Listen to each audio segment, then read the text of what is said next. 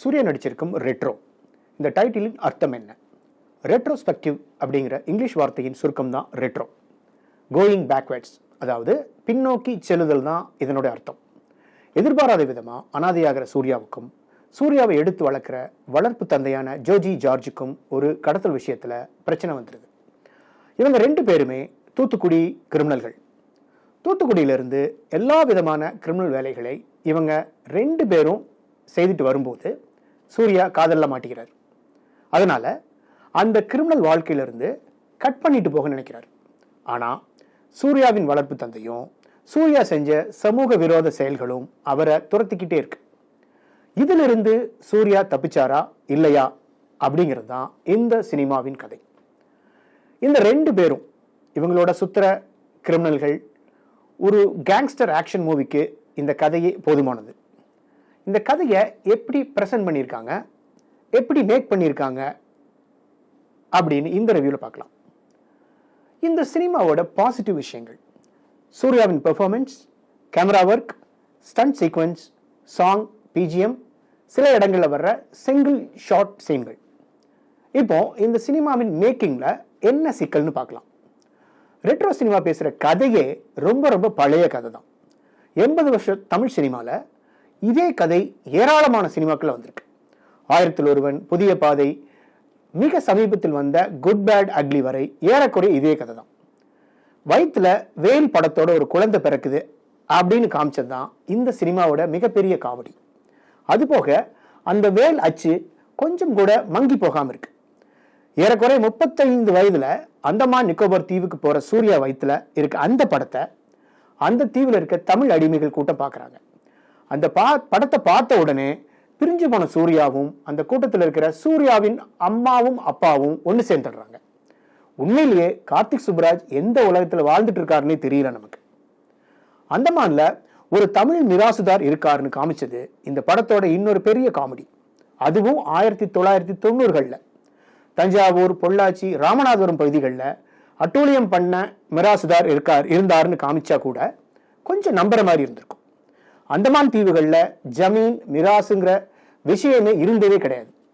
Andaman ஐலாண்டின் social system பற்றி அடிப்படையே தெரியாமல் சினிமா எடுத்து வச்சிருக்காங்க. இது என்னன்னு இந்த சினிமாவை பார்த்து நீங்க தெரிஞ்சுக்கங்க. இது போக அடிமைகளை சண்டை போட வச்சு அந்த மிராஸ்தார் ரசிக்கிறார். இந்த சீன்கள் எல்லாம் கிளாடியேட்டர் சினிமாவிலிருந்து அப்படியே காப்பி அடிச்சிருக்காங்க. இந்த சினிமாவை ஹாலிவுட் டைரக்டர் டொரண்டினோ, கிளாடியேட்டர் எடுத்த ரிட்லி ஸ்காட் பார்த்தாங்கன்னா ரூம் போட்டு அழுவாங்க. அந்தமான் தீவில் இருக்கிற தமிழ் அடிமைகளுக்கும் புத்த மதத்துக்கும் என்ன சார் சம்பந்தம்? தங்கலான் படத்துலையும் ரஞ்சித் இதே மாதிரி புத்த மதத்தை பற்றி சம்பந்தமே எல்லாம் பேசியிருப்பார். ஃபர்ஸ்ட் ஹாஃப்ல வர்ற சீன்கள் கொஞ்சம் நம்புற மாதிரி இருந்தாலும் கூட அந்த சீன்களோட மேக்கிங் அண்ட் பிரசன்டேஷன் ரொம்ப வீக்கா இருக்கு. நிறைய இடங்கள் லேகிங்கா இருக்கு. செகண்ட் ஹாஃப்ல வர்ற பல சீன்கள் நம்புற மாதிரியே இல்லை, ரொம்ப டிராகிங்கா இருக்கு. லாஜிக் இல்லாத சீன்கள் தொடர்ச்சியா வந்துகிட்டே இருக்கு.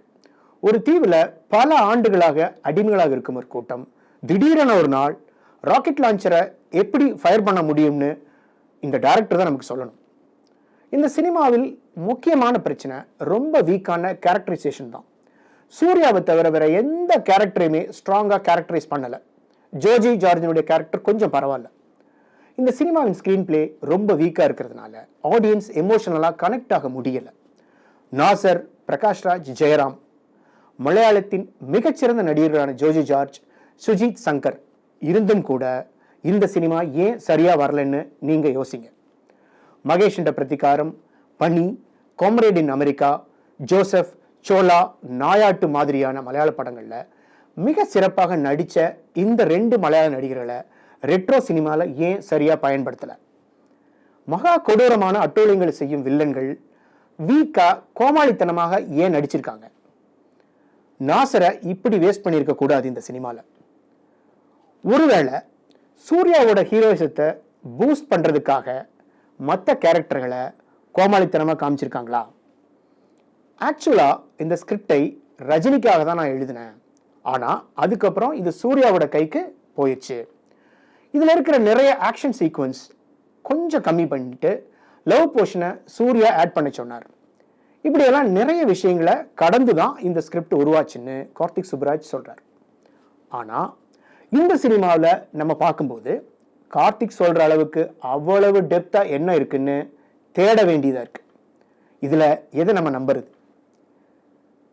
ஜெய்பீம் சினிமாவுக்கு பிறகு சூர்யா ஒரு நல்ல ஸ்கிரிப்டை செலக்ட் பண்ண முடியாம இருக்கார்.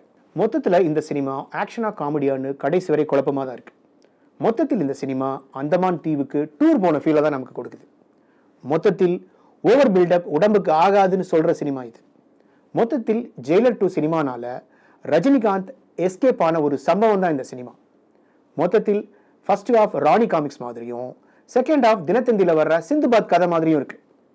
மொத்தத்தில் இந்த சினிமாவில் ஒரு ஃபர்ஸ்ட் ஹாஃபும் 3 செகண்ட் ஹாஃபும் வச்சிருக்காங்க. நல்ல பெர்ஃபார்மரான சூர்யா இந்த ஸ்கிரிப்ட் அண்ட் சினிமாவில் மாட்டினது பாவம். இதை பார்க்குற ஆடியன்ஸ் ஆன நம்ம ரொம்ப பாவம். ஏராளமான படத்தை முதலீடு செய்து நிறைய நேரத்தையும் உழைப்பையும் கொடுத்து இந்த சினிமாவை உருவாக்கி இருக்கும் இந்த டீம் மக்கள் நம்புற மாதிரி சினிமாக்களை உருவாக்க வேண்டும் என வாழ்த்துக்களை சொல்லிட்டு ஸ்டார்ட் கேமரா ப்ரோ சேனலை லைக் பண்ணுங்க, உங்க சர்க்கிளை ஷேர் பண்ணுங்க, சப்ஸ்கிரைப் பண்ணுங்க. மீண்டும் அடுத்த சினிமா ரிவ்யூவில் சந்திப்போம். தேங்க்ஸ்.